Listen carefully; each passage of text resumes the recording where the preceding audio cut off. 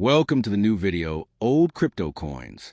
The Kennedy half dollar is more than just currency. It's a tangible tribute to one of America's most iconic presidents, John F. Kennedy. Minted shortly after his tragic assassination in 1963, this coin symbolizes national grief, admiration, and legacy.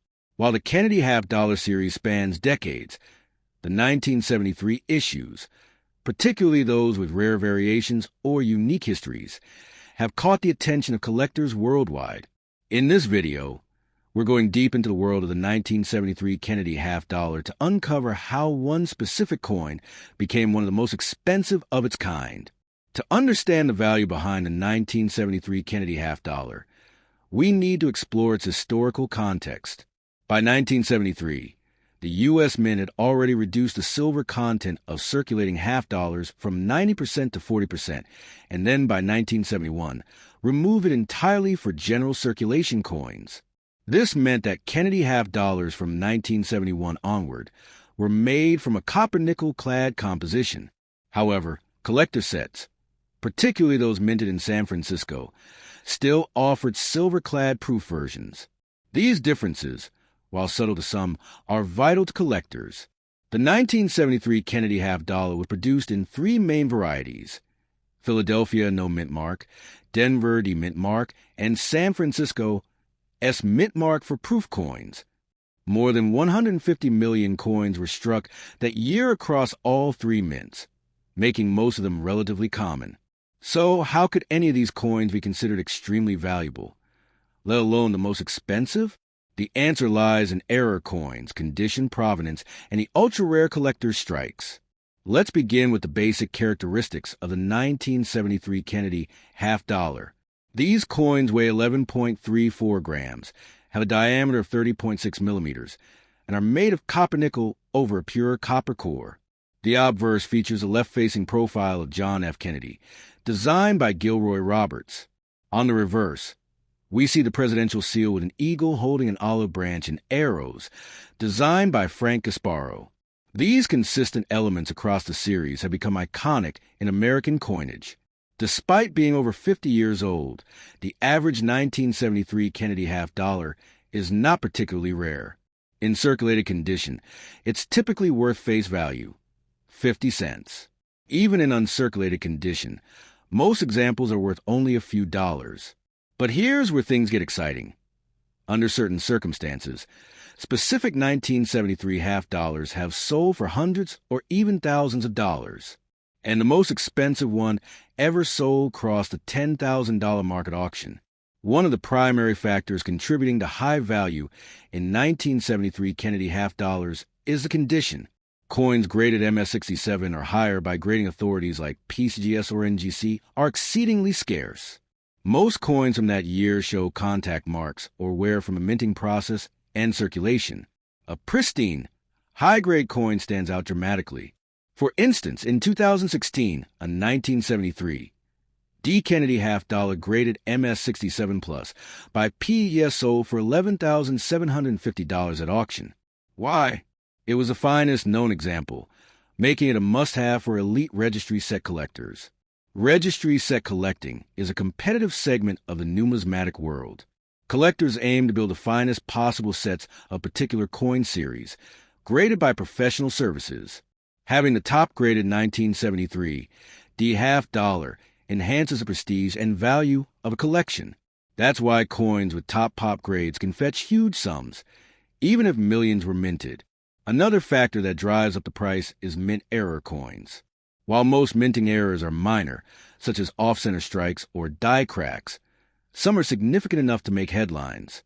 Double strikes, missing clad layers, broad strikes, and off-metal errors can turn an ordinary coin into an extraordinary one.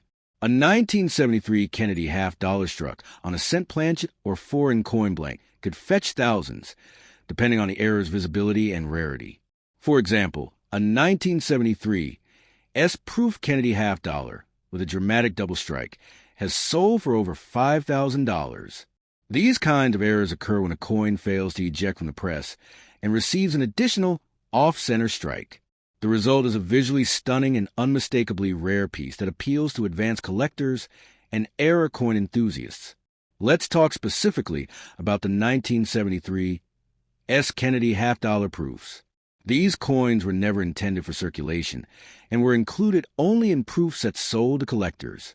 The 1973 S proof half-dollar is typically worth between $4 to $10, depending on condition. However, a coin graded PR 70 Deep Cameo, virtually flawless under magnification, can command upwards of $1,000 due to its pristine condition and aesthetic appeal.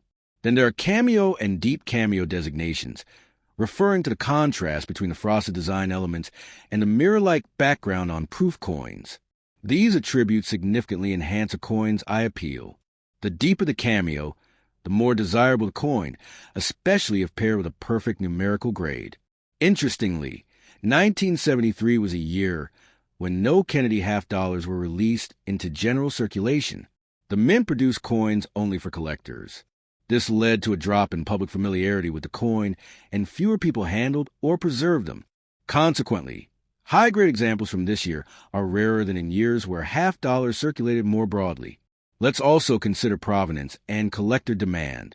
A coin's story, prior ownership, and auction history can add layers of value.